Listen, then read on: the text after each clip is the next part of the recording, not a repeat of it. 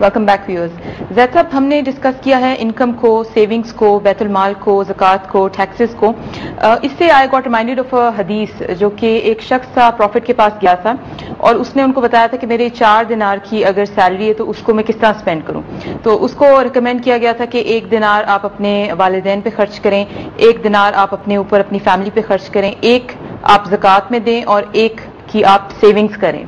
तो क्या ये रिकमेंडेड स्पेंडिंग पैटर्न है इस्लाम में? जाहिर है, अगर हुजूर सल्लल्लाहु अलैहि वसल्लम ने कितना खूबसूरत पैटर्न बताया तो इससे खूबसूरत मॉडल तो हो ही कोई नहीं सकता। लेकिन एक बात नोट कीजिए, इसमें माँ बाप पे भी खर्च करना है उनके ऊपर, अपने ऊपर भी खर्च करने की इजाजत है, सेविंग्स की भी इजाजत है और अल्लाह की राह में तकसीम करने का भी मामला है। और एक बात तो नोट कीजिए, यहाँ लफ्ज़ दिनार इस्तेमाल हुआ है और दिनार किसे कहते हैं? सोने और चांदी के, सोने के सिक्के को।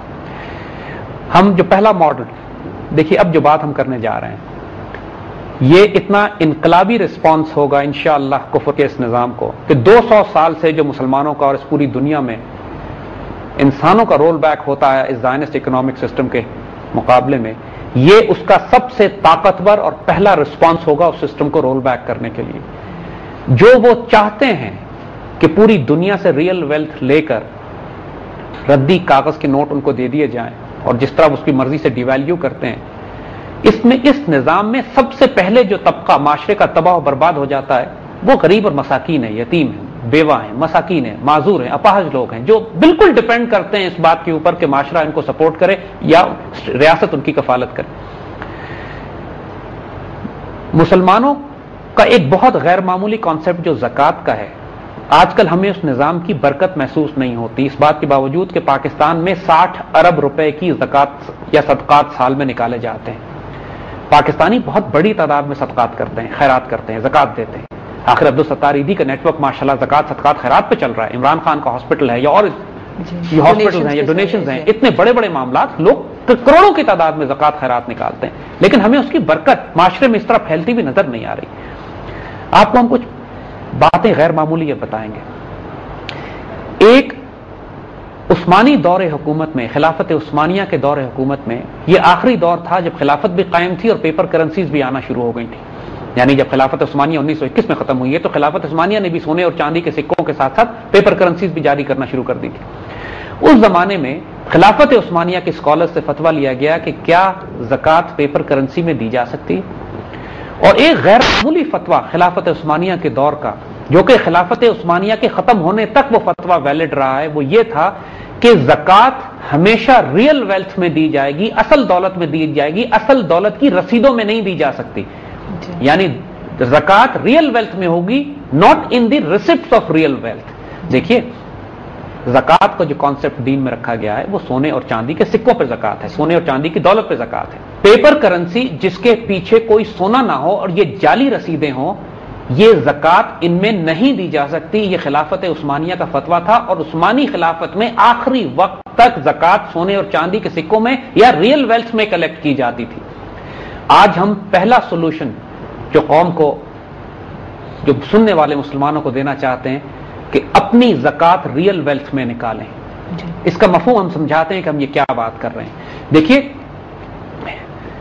आपने आज 10,000 रुपए ज़कात निकाली, मिसाल दे रहे हैं, आपने एक बेवा को दिया कि 10,000 रुपए ज़कात है, तुम रख लो, चंद माह बाद अपनी बेटी की तुम शादी कर लेना। उस बेवा ने वो पैसे लिए और अपने पास रख लिए। 6 महीने के बाद जब वो अपनी बेटी की शादी करने के लिए चीजें खरीदने जाती है तो इन्फ्लेशन और डिवैल्यूएशन की वजह से, महंगाई की वजह से वो 10,000 घट के 8,500 रुपए रह जाते हैं और वो बेचारी फिर 1,500 रुपए मांगने के लिए ढूंढती फिरती है कि मुझे कहीं से इंतजाम हो जाए। उसकी करेंसी, पेपर करेंसी, बैठे बिठाए डिवैल्यू हो रही है क्योंकि आपने उसको ज़कात पेपर करेंसी में निकाल के दी है। अगर आप उस इस्लामी हुक्म के तहत और खिलाफत उस्मानिया के उस फतवे के तहत 10,000 रुपए का सोने का सिक्का उस बेवा को दे देते तो 6 माह के बाद, 8 माह के बाद जब वो अपनी बेटी की शादी करने के लिए जाती तो वो सोने का सिक्का 10 के बजाय 12 या 14,000 में बिकता और वो जो करेंसी इन्फ्लेशन कॉस्ट है या वो जो डिवैल्यूएशन हुई है करेंसी की, जो महंगाई हुई है, वो सारा कॉम्पनसेट हो जाता उस रियल वेल्थ की वजह से जो उस बेवा के पास पड़ा है। एक मस्कीन तबका कभी भी खुद सोना और चांदी नहीं ले सकता, कभी भी नहीं खरीद सकता। वो कि जो अपने पास रिजर्व्स बनाना चाहता है, जो अपने पास जमा करके रखना चाहता है बुरे वक्तों के लिए, वो बेचारे ना बैंक अकाउंट खोलते हैं और ना ही वो सोने और चांदी के सिक्कों में अपनी को सेविंग्स कर सकते हैं, वो पेपर करेंसी में जमा करते हैं। नतीजा ये होता है कि बैठे बिठाए उनकी सारी उम्र की कमाई उनकी आंखों के सामने जलना शुरू हो जाती है। اور جو امیر طبقہ ہے، جو وہ طبقہ جو متمول ہے، جس کو اللہ نے رزق و دولت دی ہوئی ہے، جس کے پاس آمدنی کے وافر ذخائر موجود ہیں، وہ جب زکوٰۃ بھی نکالتا ہے تو زکوٰۃ سے برکت نہیں آتی۔ دیکھیے ملیشیا میں آج چونکہ ڈاکٹر مہاتیر بہت سٹرانگ پروپیگیٹ کر رہے ہیں اس کانسیپٹ کو کہ سونے اور چاندی کے سکوں کو دوبارہ لایا جائے، اور ملیشیا کے مسلمانوں نے لیڈ لی ہے اس سلسلے میں۔ ملیشیا میں ایسی ٹکسالیں بن گئی ہیں، منٹس بن گئی ہیں، پرائیویٹلی لوگوں نے ایسی فیکٹریاں لگا لی ہیں جو سونے اور چاندی کے سکے جاری کر رہے ہیں۔ اور ملیشیا کے ایک صوبے میں تو حکومت نے فیصلہ ہی کر لیا ہے کہ یہاں ہم زکوٰۃ سونے اور چاندی کے سکوں میں تقسیم کیا کریں گے، بلکہ کرنسی کے طور پہ بھی استعمال کریں گے۔